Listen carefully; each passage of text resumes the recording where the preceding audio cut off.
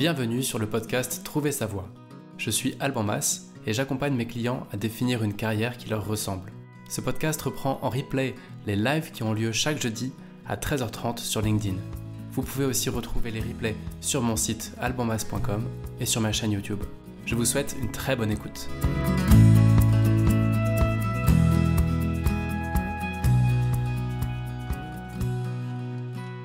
Bonjour à toutes, bonjour à tous, bienvenue sur ce 17e live de Trouver sa voie.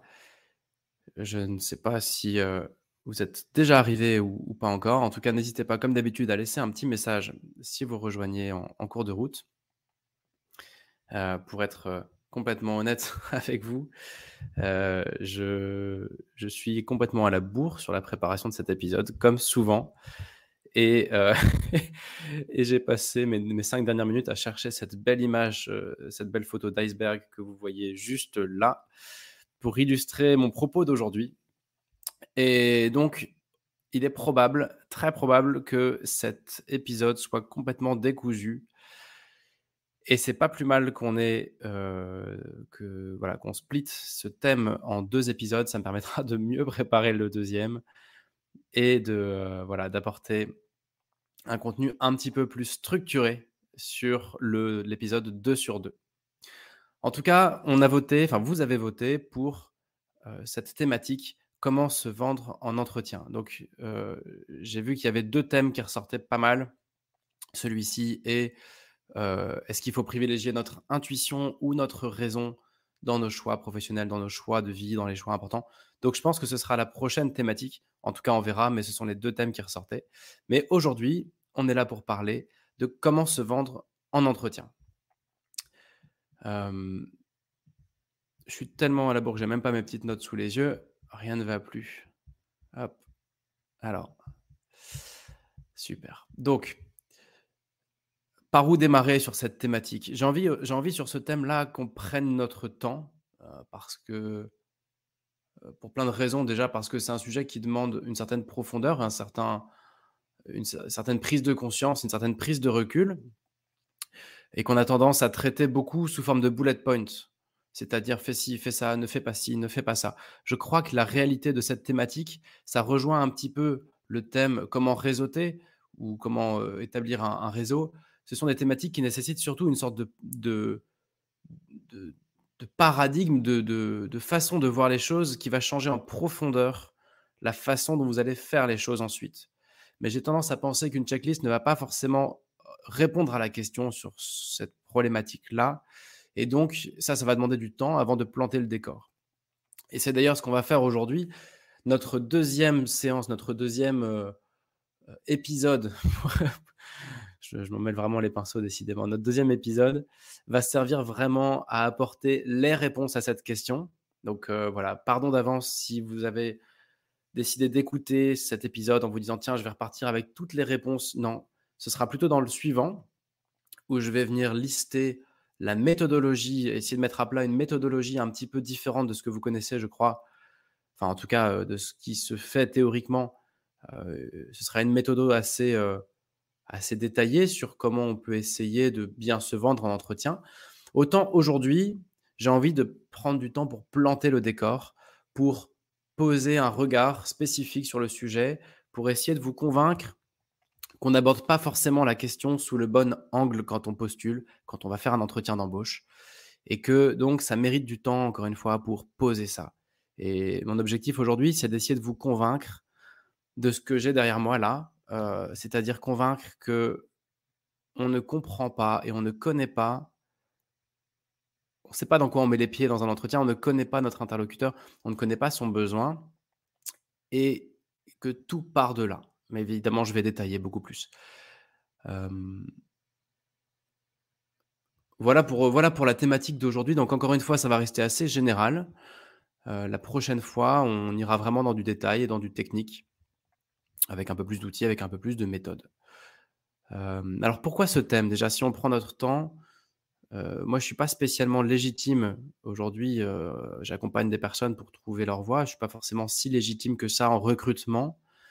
Donc j'ai hésité à poser cette thématique en me disant: «Voilà, est-ce qu'il vaudrait pas mieux interviewer un recruteur, un DRH, un opérationnel ou une opérationnelle qui a beaucoup recruté. Et puis je me suis dit: «Bah, en fait non», parce que justement, c'est pour avoir lu beaucoup de posts, beaucoup de livres, beaucoup d'interviews, regardé beaucoup d'interviews de la part des recruteurs, des chasseurs de tête, des DRH. Au fond, ça se ressemble souvent un petit peu et ce sont souvent des checklists encore une fois de ce qu'il faut faire et ce qu'il faut pas faire et je me suis dit: «Bah non, après tout, j'ai envie d'avoir une autre approche aujourd'hui». Et en plus de ça, au final, quand j'ai reconsidéré un peu les choses en termes de légitimité, bah, au fond, je me suis retrouvé quand même plusieurs fois, voire assez souvent, à devoir chercher un travail et si possible un bon boulot intéressant. Donc comme vous peut-être qui écoutez. Donc je me sens proche de cette problématique qui est, bah, comment on s'y prend? Parce que c'est pas facile de se vendre. Donc ça me touche personnellement. Ensuite, moi-même, j'ai été amené à recruter pas mal de monde, à travers mes différents jobs, notamment, quand on dirige une boîte, on est amené à faire des recrutements et à passer de l'autre côté de la barrière. Et donc voilà, après, avec, je sais pas, une cinquantaine de personnes recrutées ou peut-être un peu plus, un peu moins, je sais pas. Hem, je me suis dit après tout, je me suis quand même fait une certaine idée de ce que c'est, sans forcément être expert du sujet évidemment, mais je me suis fait ma propre idée de de ce que c'est que le recrutement quand on est côté recruteur. Hem et puis il y a autre chose, c'est que je suis pas spécialement vendeur, mais j'ai travaillé 3 ans en tant que commercial chez Danone et ça m'a forgé une certaine culture, une certaine méthodologie de vente qui me semble pertinente et c'est un peu ça dont je voulais vous parler aujourd'hui. Hem, c'est de mettre un peu de technique de vente, un peu de méthode de vente dans notre façon de nous vendre en entretien et ça, pour le coup, je pense que c'est intéressant comme approche. Donc voilà, ce sont ces 3 raisons-là, le fait de moi-même avoir cherché du boulot, le fait de moi-même avoir pas mal recruté quand même et d'avoir une expérience commerciale, en tout cas avec de la technique de vente, où je me suis dit: «Tiens, et si on mélangeait tout ça pour essayer d'en faire quelque chose?» Donc évidemment, si vous écoutez cet épisode et que vous êtes recruteur, DRH, RH, peu importe si c'est votre expertise, bah, n'hésitez pas à renvoyer des liens vers des livres ou vers d'autres podcasts ou d'autres sujets intéressants. Puis n'hésitez pas aussi à commenter, puis pourquoi pas à remettre en question tout ça. Moi, je vais vous partager ce dans quoi je crois, mais encore une fois, c'est limité à ce que je crois et à mon expérience. Voilà un petit peu pour planter le décor. Ensuite, une autre raison qui m'a donné envie de parler de ça aujourd'hui, en tout cas de vous proposer ce thème, c'est parce qu'il y a quelque chose qui me fait complètement halluciner quand même. Heu, on cherche en 2022 du travail, comme on en cherchait dans les 30 glorieuses. Ça n'a pas évolué, mais pas d'un pouce. À part le fait qu'on envoie un mail au lieu d'envoyer une lettre, rien n'a changé depuis 1980, malgré toutes les startups qui se lancent là-dedans, malgré toutes les innovations RH et malgré toute l'expertise des recruteurs. Mais côté candidat, on postule encore comme il y a 30 ou 40 ans, donc complètement à l'ancienne, et de façon, je pense, vraiment obsolète. Et donc on cherche encore, un boulot avec, des règles d'un ancien monde, alors que les règles du recrutement ont complètement changé. Mais nous, on n'a pas changé. On continue à faire la même chose que ce que nos parents et nos grands-parents faisaient. Ce qui est, je crois, un peu dommage parce que ça peut expliquer pourquoi on se prend tellement de refus et parfois aussi, des absences de réponse, ou pourquoi on peut se sentir vraiment en difficulté dans cette phase de recherche d'emploi. Je crois que notre façon de chercher n'est pas forcément adaptée au monde d'aujourd'hui et donc ça m'a donné aussi envie de de parler de ça pour essayer d'apporter un regard un peu nouveau, et innovant si possible sur ce sujet-là. Et donc que ce soit alors, là où on n'a pas évolué à mon sens, il y a la recherche d'emploi, c'est surtout ça, d'ailleurs on en reparlera, on fera des épisodes là-dessus. Il y a la négo de salaire et puis il y a les entretiens d'embauche. Et donc aujourd'hui, l'idée, c'est quand même d'essayer de dépoussiérer un peu l'entretien d'embauche et de se dire que si on change un peu de lunettes quand on parle d'entretien, qu'est-ce que ça peut donner? Encore une autre raison qui m'a donné envie de vous en parler aujourd'hui et là, pour le coup, je vais parler bilan de compétences et accompagnement. Je m'aperçois vraiment qu'on est inégaux sur cette question de savoir se vendre en entretien. Il y a vraiment des personnes qui sont affûtées pour ça. Il y a des gens qui savent se vendre. Il y a des gens qui savent vendre un produit, qui savent, avoir le storytelling nécessaire pour convaincre et pour se vendre et pour se placer. Et tant mieux pour ces personnes-là. Et puis, il y en a d'autres, j'ai envie de dire la majorité d'entre nous, mais on n'est pas à l'aise. C'est un mélange entre un syndrome d'imposteur, mélangé à la peur de parler d'argent, mélangé à un manque parfois de confiance en nous, mélangé au fait qu'on ne le fait pas souvent, donc on n'a pas beaucoup d'entraînement, et cetera, et cetera. Et donc on est vraiment inégaux et notamment les femmes.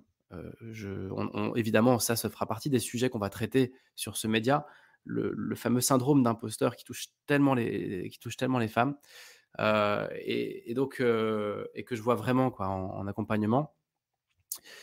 On en reparlera, mais mon point ici, c'est de dire qu'on est inégaux et donc j'ai eu envie d'essayer d'apporter des éléments de réponse par rapport à ça, de se dire après tout, même si on est inégaux dans un entretien d'embauche, on devrait tous avoir accès aux mêmes techniques, aux mêmes ressources.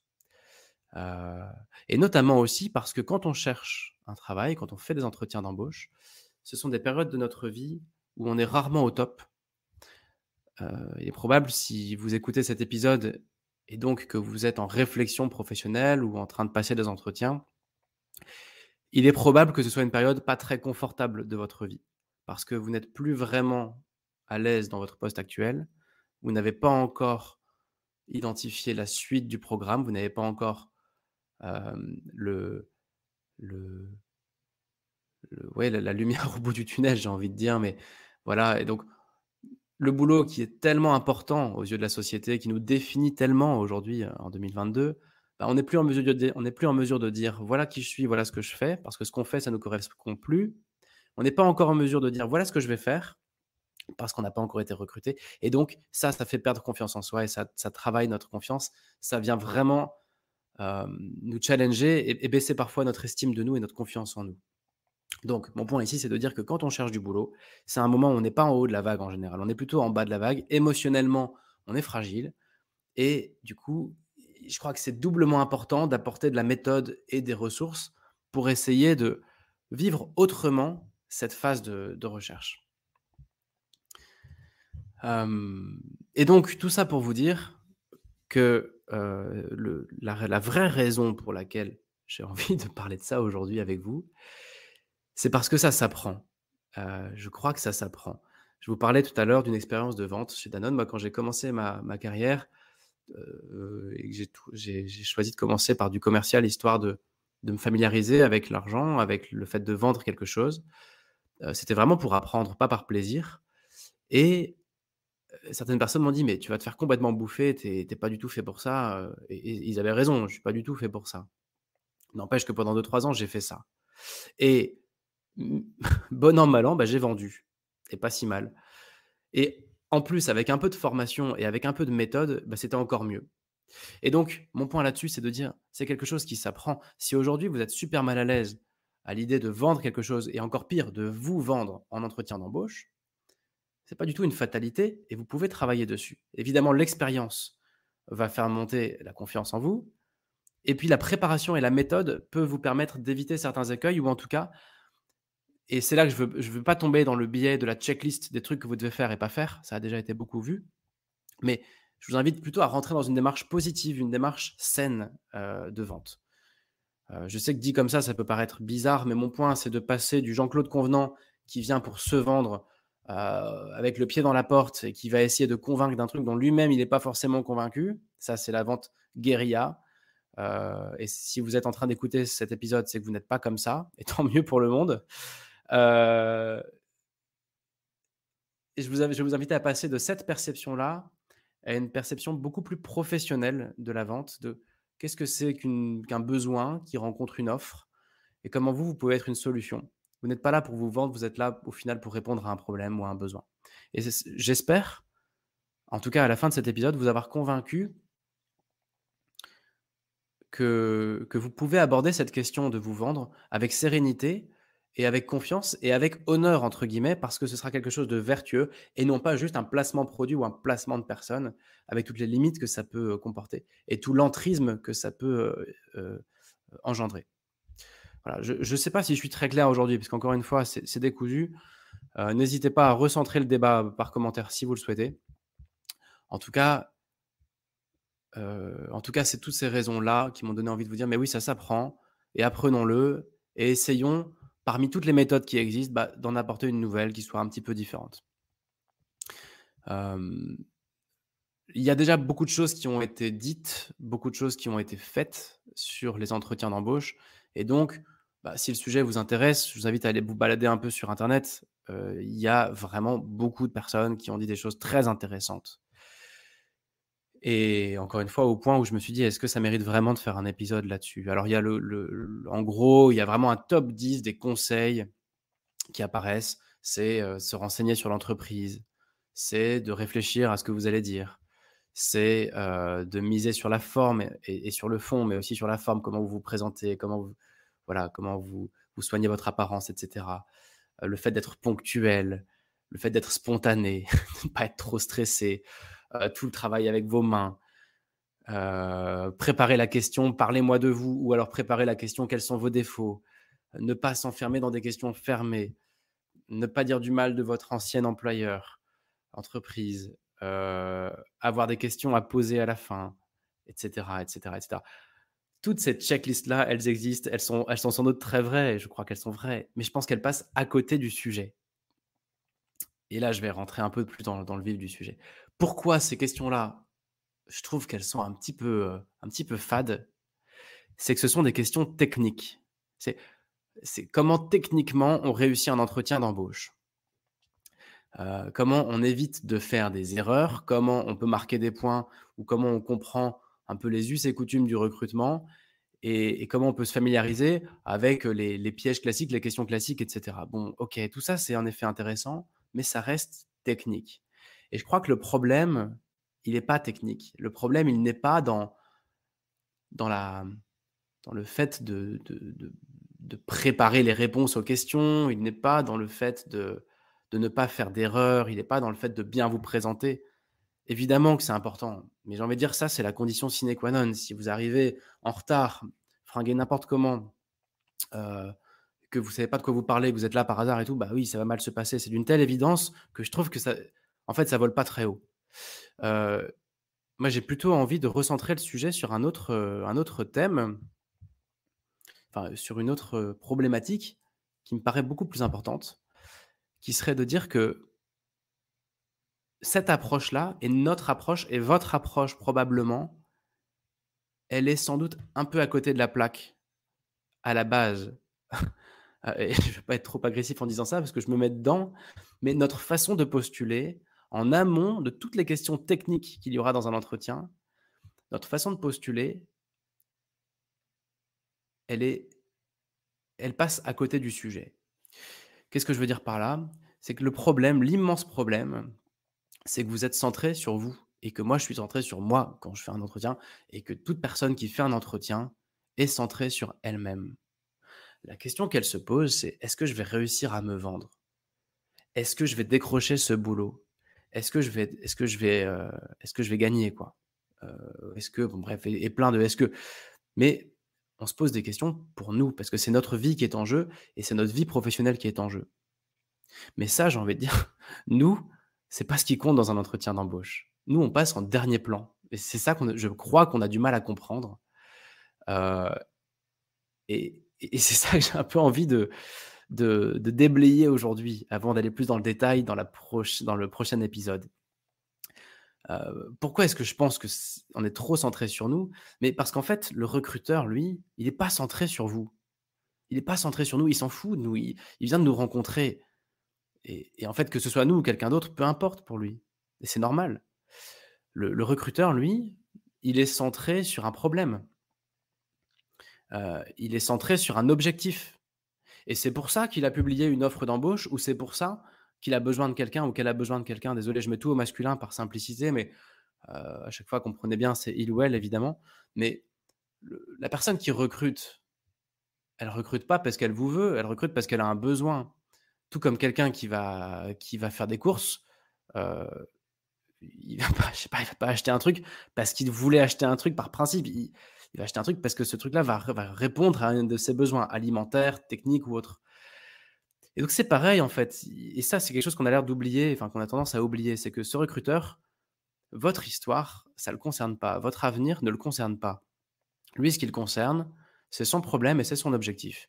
Et donc toutes ces questions techniques d'entretien qui sont tournées, qui sont centrées sur vous, elles sont bien jolies, mais je pense qu'elles passent complètement à côté du vrai sujet qui est la boîte qui recrute, la personne qui recrute, qui est-elle, de quoi elle a besoin, et cetera. Et c'est pour ça que hop, tout est inversé. C'est pour ça que j'ai mis ce fond d'écran-là avec un iceberg, c'est que vous, vous êtes le haut de l'iceberg et encore, vous êtes un morceau du haut de l'iceberg et tout le reste, j'ai envie de dire le reste du haut de l'iceberg, alors ça va être difficile de mettre ma main dessus, vous, vous êtes un petit bout là. Tout le reste, c'est ce que vous comprenez du problème de l'entreprise. Et puis tout ce qui est en dessous, c'est la réalité du problème de l'entreprise, de sa problématique, de son besoin, et cetera et de ses enjeux. Et donc nous, on arrive en entretien d'embauche et on s'attaque au tout petit point là, qui représente que dalle et ça, c'est nous. Et sauf que le recruteur, lui, il a l'ensemble de l'iceberg. Et je crois que le problème, il vient de là, en fait. Donc c'est peut-être que j'enfonce une porte ouverte, ça n'a peut-être pas de sens, mais moi je crois qu'on passe je pense qu'on assume, enfin on regarde pas assez en face le fait qu'on est centré sur nous et qu'on est beaucoup trop centré sur nous et ce qu'on et qui on est et notre parcours et tout, alors que la personne en face, honnêtement, elle s'en fout royalement de qui on est. Et là, je vous partage, plus mon expérience de recruteur. Le la personne que vous avez en face de vous, je crois qu'elle se pose vraiment une seule question et il y en a pas d'autre. Elle se demande pas quelles sont vos qualités et vos défauts. Elle se demande pas, quels sont vos enfin, j'en sais rien, elle se demande pas quels sont vos hobbies. À la base, je veux dire en amont de tout, la personne que vous allez avoir en face de vous dans un entretien, elle se pose une question unique et c'est: «Est-ce que vous êtes la solution à mon besoin?» Et c'est tout. Est-ce que vous êtes la solution à mon besoin? Moi, j'ai un besoin et c'est pour ça que je recrute. Soit un besoin pour tout de suite, soit un besoin hyper urgent, soit un besoin pour plus tard. N'empêche que j'ai un besoin qui va me permettre d'atteindre un objectif et ce que je veux savoir, c'est si la personne que j'ai en face de moi, elle va me permettre en tant qu'entreprise, en tant que manager, en tant que RH, de remplir, enfin de de satisfaire ce besoin qui me permettra d'atteindre mon objectif business ou entreprise ou RH ou autre. Et c'est la seule question qui se pose, à mon sens. Donc tout ce qui tourne autour de ça, enfin tout ce qui s'éloigne de ça me paraît hors sujet. Hem, Posons-nous donc cette question quand on met des pieds en entretien et essayons peut-être d'imaginer que la personne qu'on a en face de nous, elle s'en fout de tout, sauf de savoir si vous êtes la solution à son besoin. Peut-être que ça je trouve que ça déstresse un peu de se dire ça, parce que ça décentre aussi le problème de nous, de nos qualités, nos défauts, des trous qu'il peut y avoir dans notre CV, du fait que c'est, potentiellement, un parcours un peu dur à justifier et cetera. Tout ça, si ça répond à un besoin, c'est pas un sujet. Et pourquoi est-ce que c'est un peu rassurant? Pourquoi est-ce que je me veux un peu rassurant à travers ça? C'est que, par rapport à cette question que la personne en face de vous se pose, et j'y reviens encore, j'enfonce le clou. Êtes-vous la réponse à mon besoin? Par rapport à cette question-là, si la réponse est oui, si vous êtes la solution à son besoin, eh bien, le recruteur, il va vous courir après parce qu'il en a besoin tout simplement. Voilà. Et je crois que c'est aussi simple que ça. Donc voilà un peu voilà un petit peu l'intro de cet épisode. Je regarde vite fait s'il y a pas de commentaires. Non, c'est bon. Hem, donc j'en étais ouais, cette histoire de centrer le problème sur nous, au lieu de le centrer sur, le recruteur, ben voilà, je pense que c'est un écueil très important et qu'on tombe dedans souvent. Hem, Au fond, en fonction de qui vous avez en face de vous, de qui on a en face de nous, je crois que cette grande question, elle se ventile différemment. Donc la grande question, c'est: «Vas-tu répondre à mon besoin? Est-ce que tu es la solution à mon problème? Est-ce que tu es la réponse à mon besoin?» OK. Si vous avez en face de vous un opérationnel ou une opérationnelle, quelqu'un qui fait le job, je crois que cette question-là se ventile en 3 sous-questions. J'aurais tendance à penser que la première, la plus importante, c'est: est-ce que tes compétences et ton travail vont me permettre, à moi, ton boss, de remplir mes objectifs? La question, c'est pas tellement: est-ce que si tu nous rejoins, tu vas remplir tes objectifs? Ça, c'est presque secondaire aussi. C'est: est-ce que tes compétences et le fait que tu fasses tes objectifs et cetera, est-ce que moi, ça va remplir les miens? Donc encore une fois, on parle pas de vous. Première question de l'opérationnel, c'est: est-ce qu'en te recrutant, j'atteins mes objectifs? Voilà. Il s'agit pas de vous. Il s'agit de lui ou d'elle. Deuxième question que va se poser cette personne-là, en tout cas je pense, ou en tout cas je transpose un peu à mon expérience de la chose, heu, est-ce que vous allez être source de problèmes? Ou est-ce que vous allez être plutôt une source de plaisir, de solutions, et cetera? Est-ce que j'aurai du plaisir à vous croiser dans les couloirs? Est-ce que j'aurai du plaisir à échanger avec vous sur un sujet? On y pense rarement, mais c'est quelque chose que le recruteur se demande et c'est une des top questions, c'est: «OK, est-ce que tu vas m'aider à atteindre mes objectifs? OK, mais est-ce qu'à un moment ou un autre, tu vas me poser problème?» Parce qu'il y a rien de pire que quelqu'un qui pose problème. Et c'est tellement dur, des 2 côtés, hein, côté salarié comme côté recruteur, de se défaire d'une situation difficile et toxique au boulot, que c'est quelque chose d'hyper important pour la personne que vous avez en face de vous. Et donc là, encore une fois, on parle pas tellement de vous. C'est est-ce que si tu nous rejoins enfin, pardon, je tutoie, je vous vois. Est-ce que si vous nous rejoignez dans l'entreprise, à terme, il y a un vous risquez de poser problème ou est-ce qu'au contraire, vous risquez de plutôt solutionner des problèmes? Et là, je parle plutôt de problèmes humains et c'est une question hyper importante. Et puis la troisième question qu'un opérationnel va se poser, je pense, en tout cas, je c'est mon interprétation, c'est: «Combien est-ce que vous coûtez et est-ce que je peux me permettre vos services?» De toute façon, j'ai déjà une enveloppe par rapport à mon objectif, il va rapporter tant. Avec ce temps, je peux payer la personne qui va me permettre d'atteindre cet objectif, mais du coup, combien me coûte cette personne? Est-ce qu'elle coûte plus cher que ce que me rapportera l'objectif? Auquel cas, c'est pas possible. Ou est-ce qu'elle coûte beaucoup moins cher? Auquel cas, ce sera très rentable. Mais en tout cas, à chaque fois que quelqu'un vous recrute, c'est parce qu'il va gagner plus sur votre dos que ce que vous allez coûter. C'est l'évidence même du business. Et donc, enfin sur votre dos, c'est un peu, c'est un peu méchamment dit, mais c'est de toute façon, vous allez créer plus de valeur que votre coût.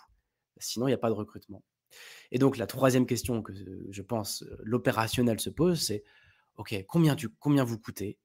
Est-ce que je peux m'offrir vos services? Par rapport à mon enjeu et par rapport à mon objectif, est-ce que le jeu en vaut la chandelle? Est-ce que vos prétentions salariales, sont en phase avec l'output de ce recrutement, avec les conséquences, avec le bénéfice de ce recrutement? Voilà les 3 questions que moi je me posais opérationnellement quand je recrutais quelqu'un et je pense que ce sont 3 questions que tout opérationnel se pose. Je crois qu'il en va un peu autrement quand vous parlez avec un DRH ou avec une ou un RH. Ce ne sont pas les mêmes personnes, ils n'ont pas les mêmes objectifs. Le RH, il n'a pas d'objectif opérationnel sur vous. Il doit plutôt justifier d'autres choses.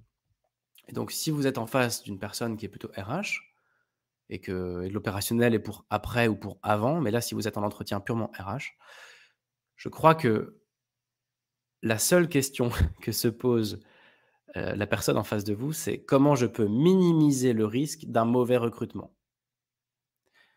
Le RH, à ce stade de l'aventure, il n'est pas là pour maximiser votre potentiel ou pour vous donner votre chance. Ça, un opérationnel peut le faire s'il estime que vous répondrez à l'objectif. Il peut prendre des risques. Un RH ne peut pas prendre de risques.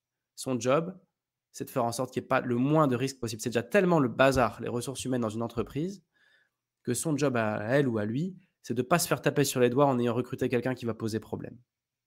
Donc il n'est pas là pour que vous surperformiez au même enfin voilà, il n'est pas là pour vous recruter une pépite, il est là pour minimiser un risque. Et c'est pas du tout votre objectif à vous. Vous, votre objectif, c'est qu'on vous fasse confiance et de pouvoir libérer un potentiel dans une structure. Mais c'est pas du tout l'objectif, à mon sens, du RH ou de la RH que vous avez en face de vous.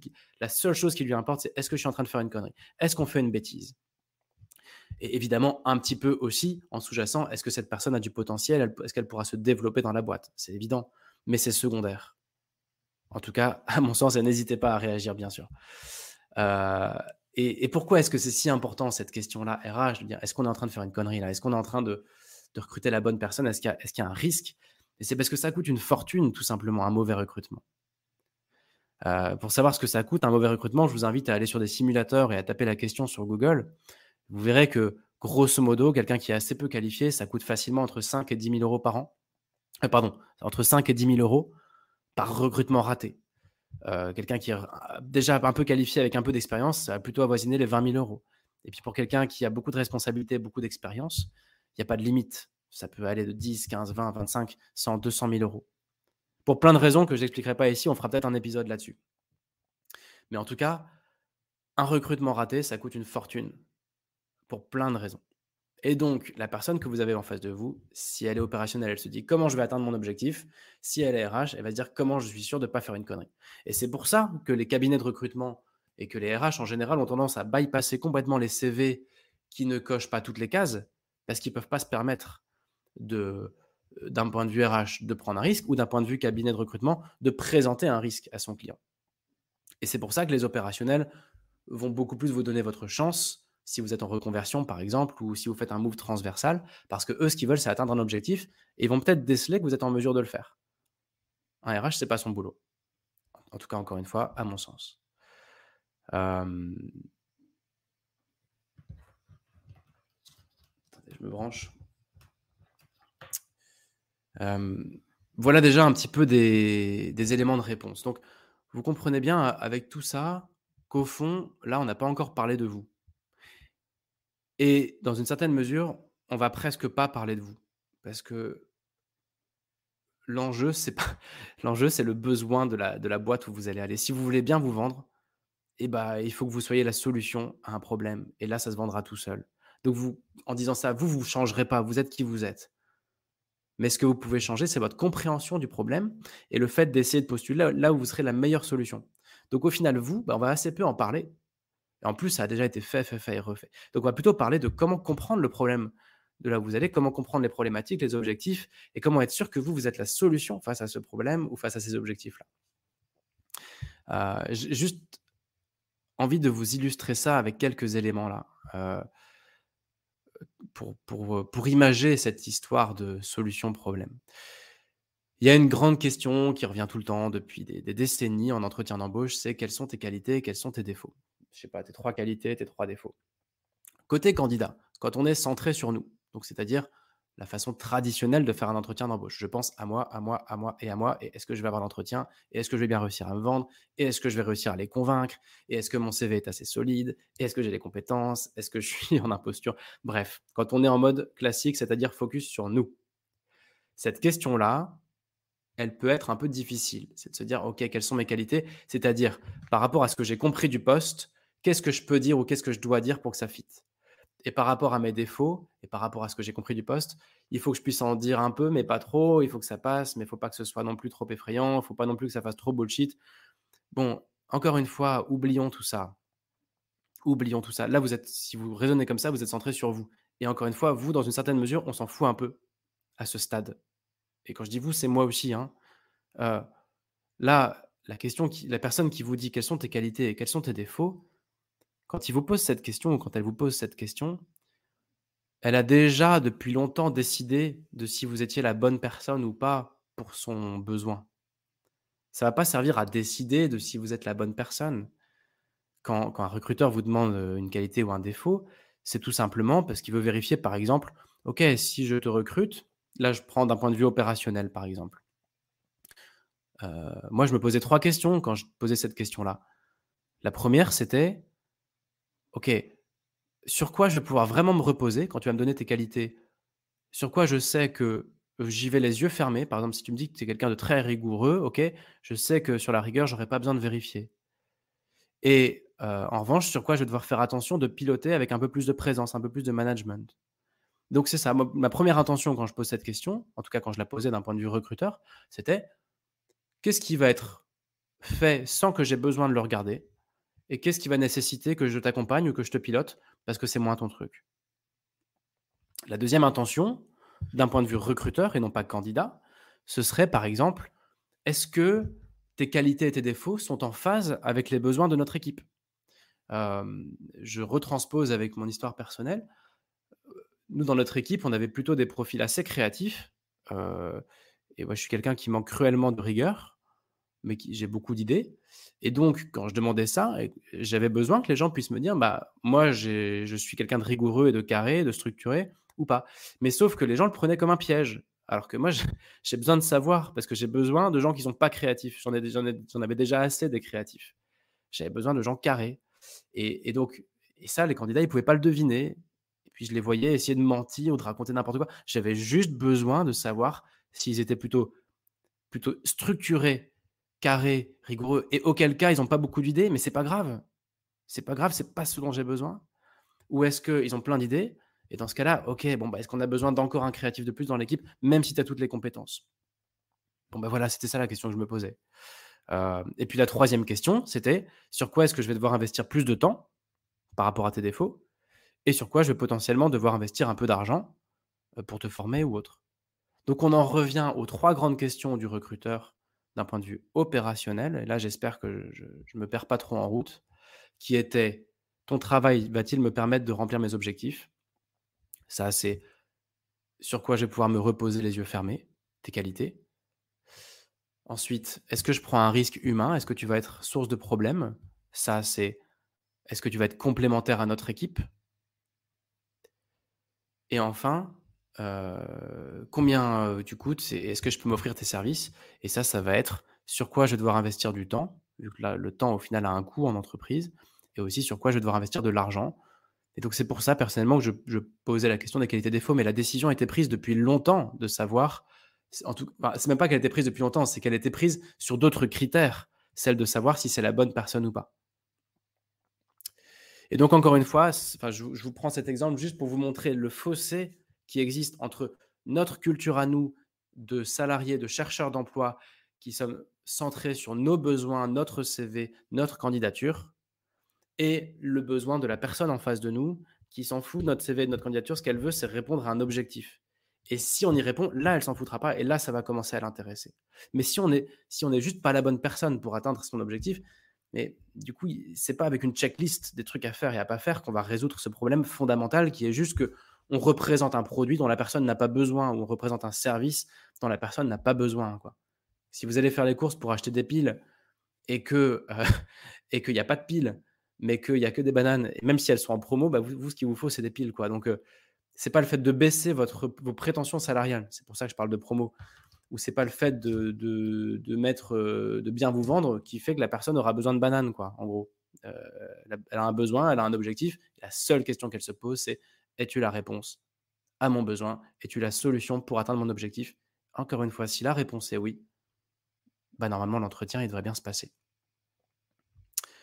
Et après, ça posera une deuxième question, c'est: êtes-vous la meilleure solution pour ça? Et là, il y a de la compétition entre les candidats et tout, mais c'est encore un autre sujet. Donc vous l'avez compris, vraiment mon intention, c'est de vous décentrer, de nous décentrer de nous-mêmes. De dire, paradoxalement, dans un entretien d'embauche, nous, on compte pas, ou presque pas. En tout cas, pas au début. Pas tant qu'on n'a pas compris certaines choses par rapport aux besoins de notre client, enfin de notre, pardon, de notre interlocuteur et du recruteur. Heu,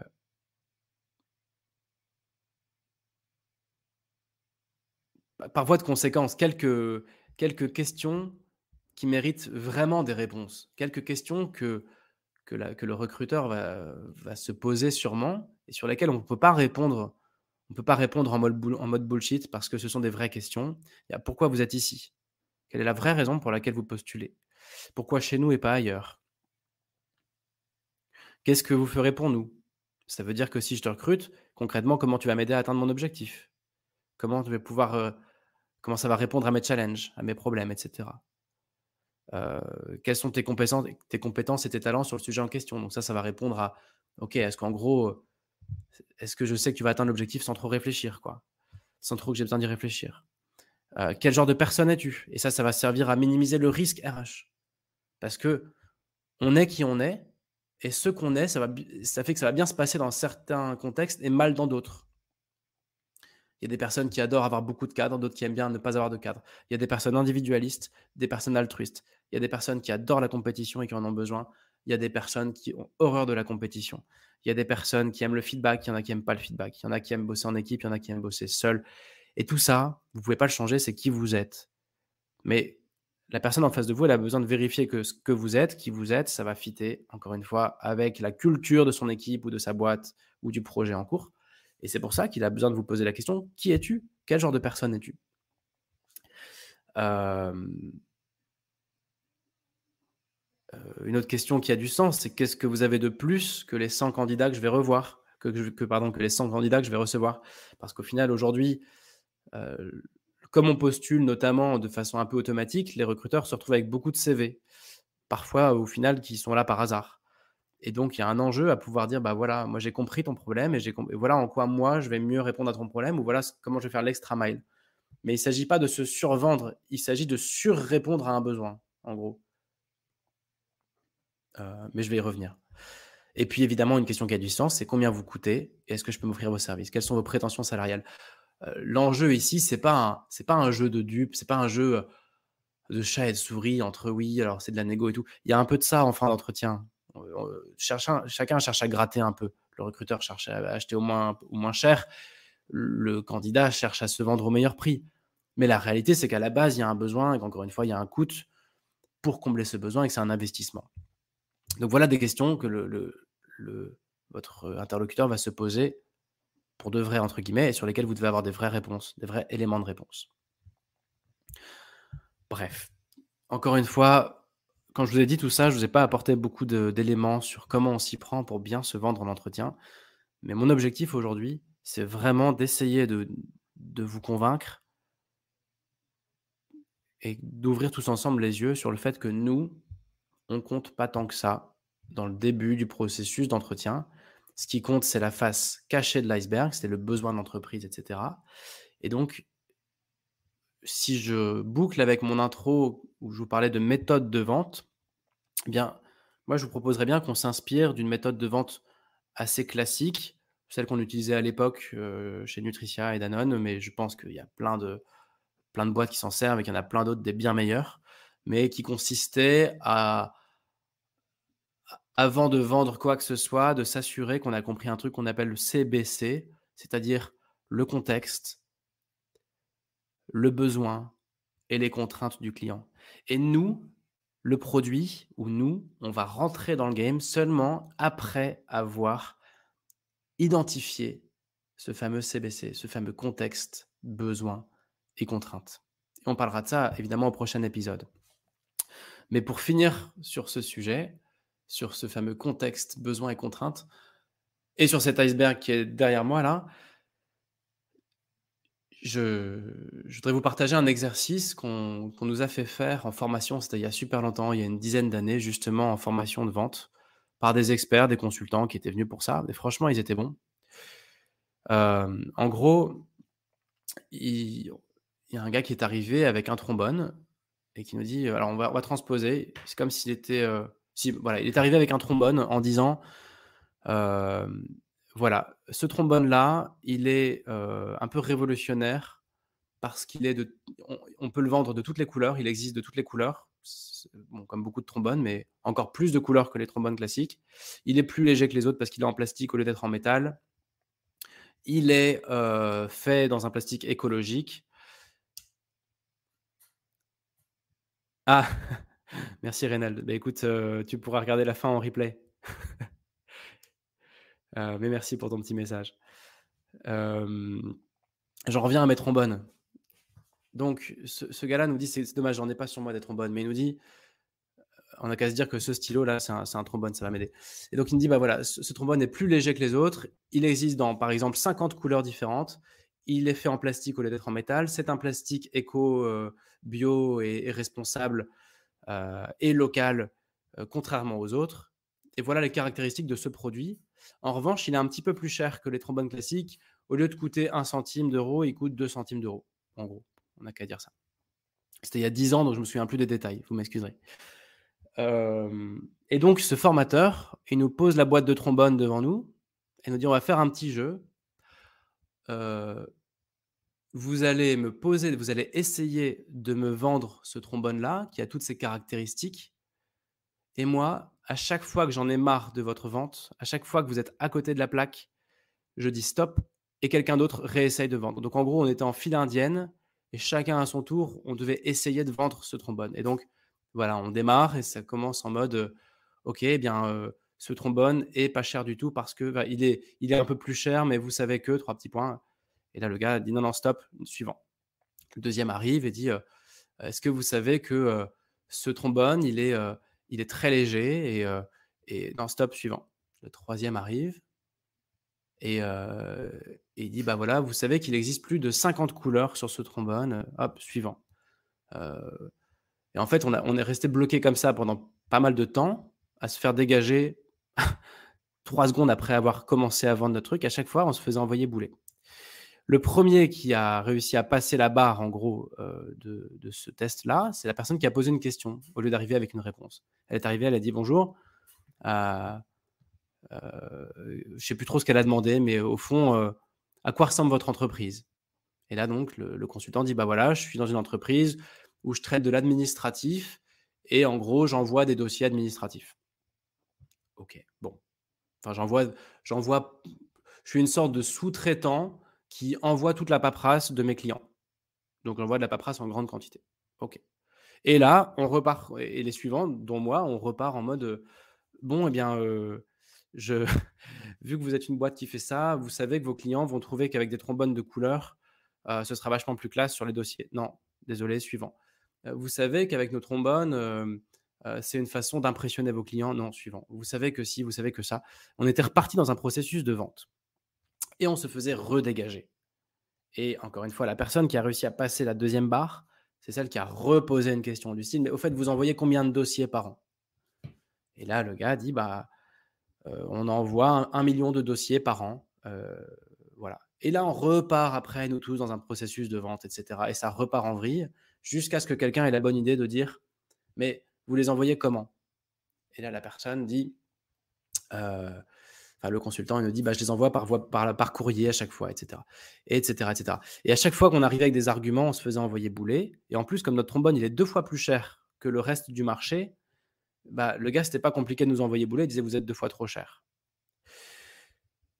J'espère que c'est clair, mon exemple. Ça doit pas être si facile à suivre, à distance, en visio et sans trombone. Mais, et puis je voulais le faire en live, mais il y a pas assez de monde sur le live pour qu'on puisse jouer à ça avec les commentaires.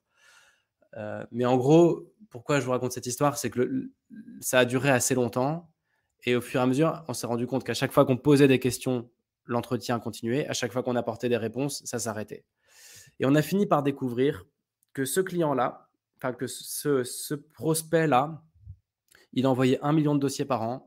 Chaque dossier faisait 500 grammes, que ça lui coûtait une blinde en timbre et que son budget, de timbre s'élevait à plusieurs centaines de milliers d'euros. Enfin, je vous raconte des bêtises là, mais dans l'esprit, c'était ça et que s'il travaillait avec notre trombone qui est 2 fois plus léger que les autres, il allait économiser 50 000 € par an et tout le reste, il s'en foutait, en fait.